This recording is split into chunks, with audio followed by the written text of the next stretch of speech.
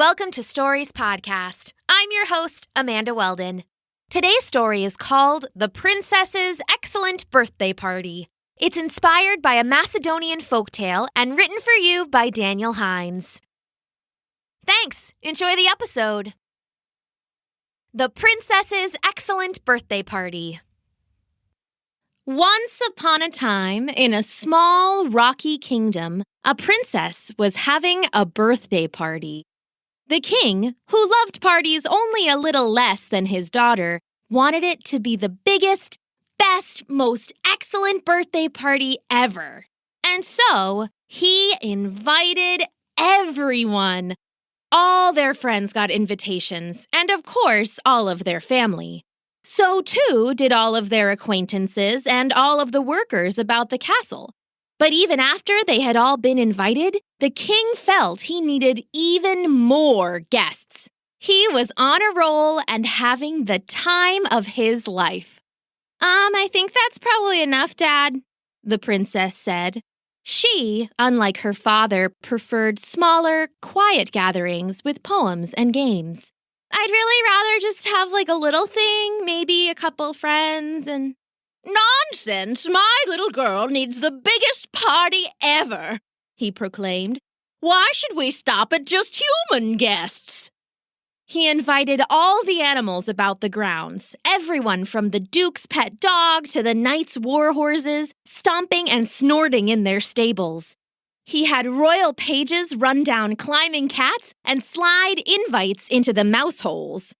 Soon, news of the party was echoing through the treetops, tweeted about by the birds and buzzed about by the bees. It was on the croak of every frog and the hoot of every owl. But still, that wasn't enough for the king. "Riders! I need riders!" he bellowed. "Give me our 20 fastest men and put them on our 20 fastest horses. Have them ride through the kingdom and spread the word." "Dad, please," said the princess. "Can't I just have a little party? You and Mom and maybe some of my friends? But just a couple?" "You're right," said the king, not listening at all. "That's not nearly enough. Better double it. Get our 50 fastest men and our 50 fastest horses." "Dad, would you just listen? I don't want a big delay. Of course you don't want a big delay. What was I thinking? Make it our 100 fastest men and our 100 fastest horses. Riders, ride! Ride and spread the word of my daughter's excellent birthday party." The riders mounted their horses and galloped across the rocky little kingdom. They knocked on every door, flyered every farmer, and roared it from the road. "Everyone, come to the princess's excellent birthday." They shouted it from their horses and hollered it into holes, and soon there wasn't a man, woman, child, or beast that hadn't heard about the princess's birthday. Unfortunately, that included some unsavory types. 2 mountain trolls, one from each end of the rocky little kingdom, heard about the party from some passing birds. Of course, trolls love nothing more than kidnapping princesses. So they both decided to crash this very excellent birthday party they'd heard so much about. Luckily for them, the princess's party started just after dinner. Like most trolls, they'd turned to stone in the sunlight. The night of the party, the castle grounds were packed with guests. The humans chatted and danced, the animals bustled about, the king chatted with everyone, and the princess sat miserably in her chair. Eventually, the king plopped into the chair next to her, still red-faced and laughing from some joke. "Oh, daughter," he asked, "are you enjoying your party?" Not really," she replied. "I told you I just wanted something small, and you invited literally everyone." "Oh, I just wanted to give you an excellent party." "I just wanted something small. That's what would have been excellent to me." "Look at all these people here to celebrate. Big parties are wonderful. What could go wrong?" At that instant, something heavy smashed into the castle gates. They had been shut once everyone had arrived, and now the wood trembled and strained. The king jumped and stared. Who? Another crash, and this time the gates flew open in a spray of stone and splinters. In the ruined frame stood the two trolls, who had both only just arrived from their opposite ends of the kingdom. One of the trolls stomped forward into the party. People darted away like fish before a shark. Me name Crunch McBones.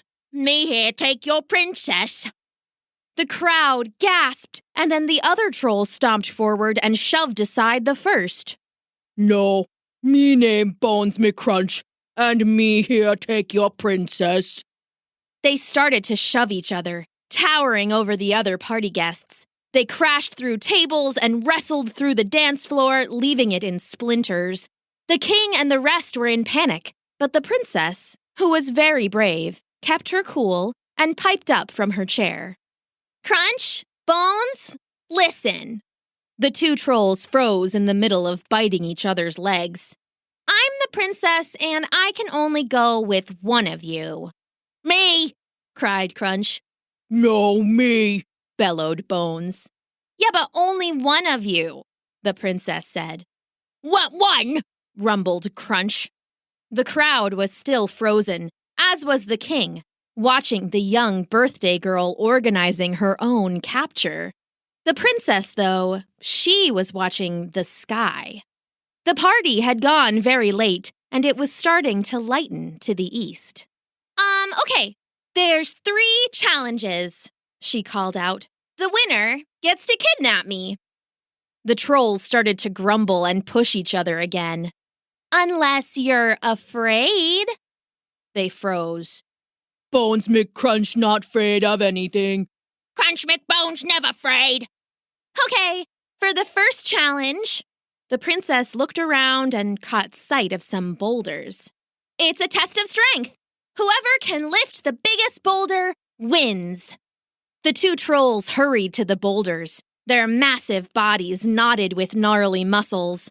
Crunch lifted a boulder bigger than a cow over his head. Bones tried to do the same, but tipped over, the boulder barely missing his head. Crunch wins, said Crunch. Crunch get princess. Not so fast, Crunch, the princess said.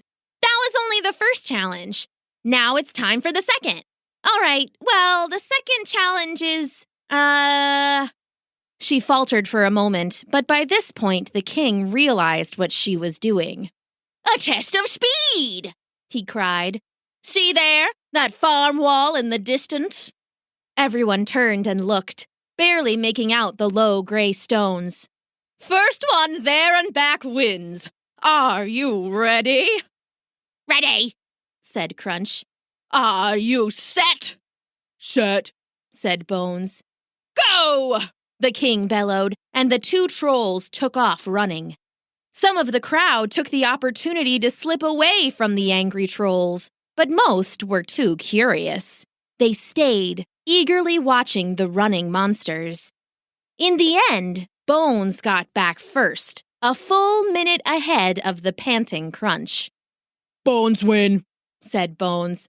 Bones get princess. Crunch won too, complained Crunch. The first hints of sunrise danced at the edges of the horizon. You've both won one challenge so far, good job. And now it's time for the tiebreaker, the princess said.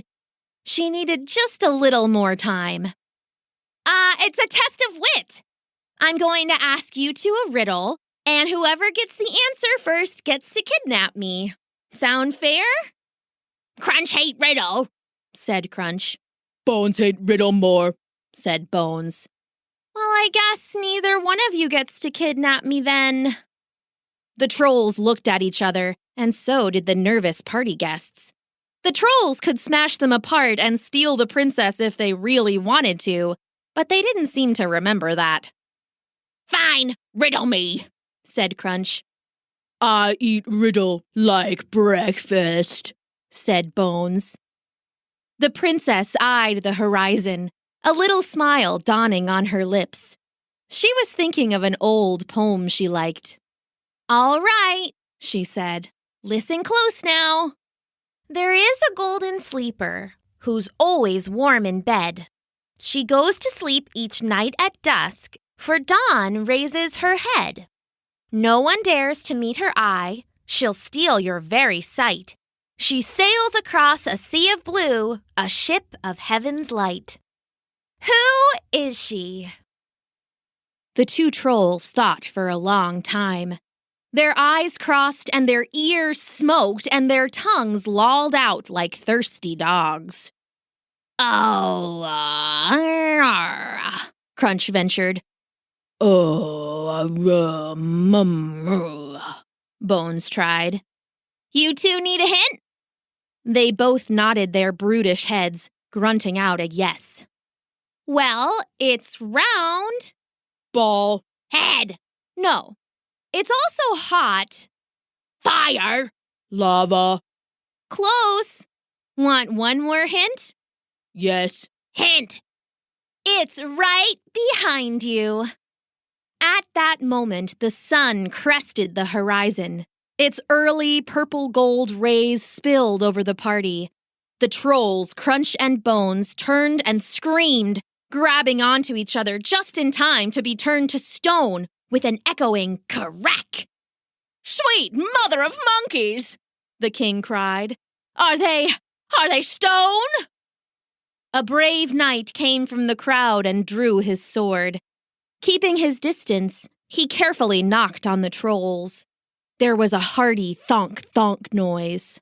Solid stone, he cried, and everyone at the very excellent birthday party gave a wild cheer.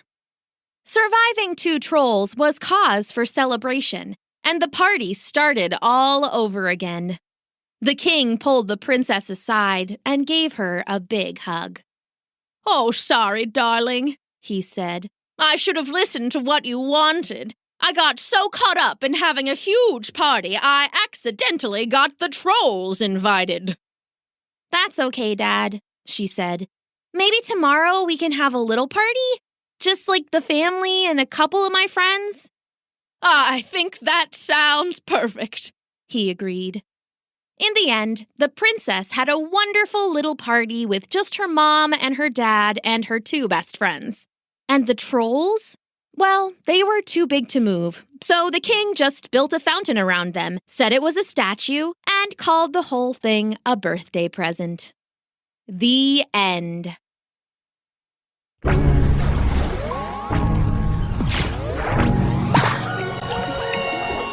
Thanks for listening!